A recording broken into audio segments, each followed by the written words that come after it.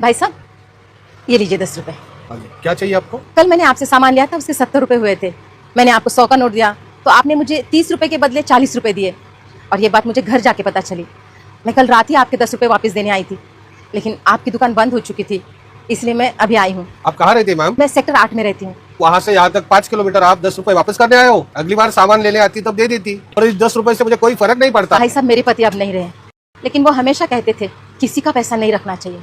जिसका पैसा है वो चुप रह सकता है, लेकिन हमने अगर किसी के पैसे रख लिए, ऊपर वाला सबका हिसाब करता है।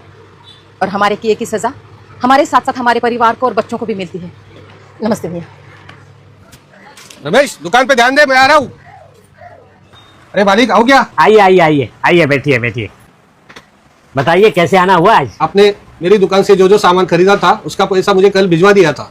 उसमें 300 रुपए ज्यादा थे। ये बात मुझे तुरंत समझ में आ गई थी, लेकिन लालच में मैंने वो रुपए रख लिए। अगली बार के बिल में हम एडजस्ट कर लेते थे वो 300 रुपए। भाई साहब, अगली बार किसने देखा है? इसलिए आपका पैसा लौटाना बहुत जरूरी था। ऊपर वाला कब कैसे हिसाब चुकता करे, ये किसने देखा है? शायद इसकी सजा मेरी बीवी बच्चों को भी लग सकती है। ये लीजिए आपके 300 रुपए। नमस्ते।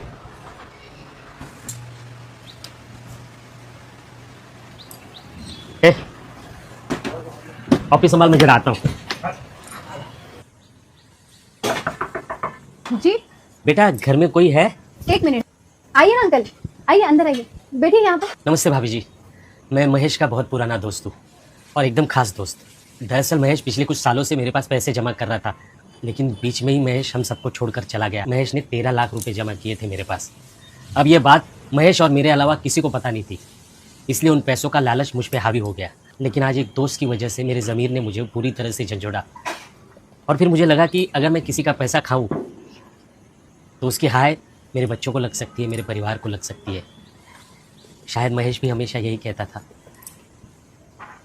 भाभी जी, ये लीजिए आपके 13 लाख रुपए।